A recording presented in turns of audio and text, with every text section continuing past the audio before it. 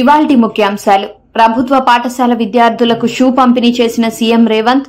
జడ్చర్ల ప్రభుత్వ పాఠశాలలు, కళాశాలల విద్యార్థులకు షూ పంపిణీ కార్యక్రమాన్ని ప్రారంభించిన ముఖ్యమంత్రి.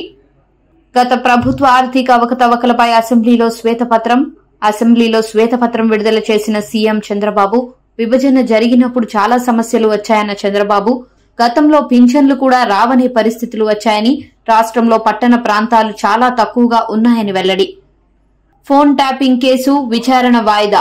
4 నిందితులను నాంపల్లి కోర్టు ముందు హాజరుపరిచిన పోలీసులు. చెంచల్గూడ జైలు నుంచి కోర్టుకు తరలించిన పోలీసులు. విచారణను ఈ నెల 31కి వాయిదా వేసిన నాంపల్లి కోర్టు. గోదావరిలో నీరుంది, కానీ ప్రభుత్వానికి నీరిచ్చే మనసు లేదు. కేటీఆర్.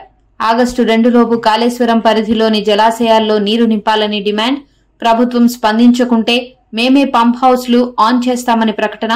50,000 మంది రైతులతో వచ్చి పంప్ హౌస్లు ఆన్ చేస్తామన్న కేటీఆర్. కార్గిల్ విజయ్ దివస్ లో పాల్గొన్న ప్రధాని నరేంద్ర మోదీ. ఉగ్రవాదాన్ని ఉపేక్షించేది లేదన్న ప్రధాని ప్రకటన. ఎంతో మంది వీరుల త్యాగాలతో కార్గిల్ యుద్ధం గెలిచామని వ్యాఖ్య.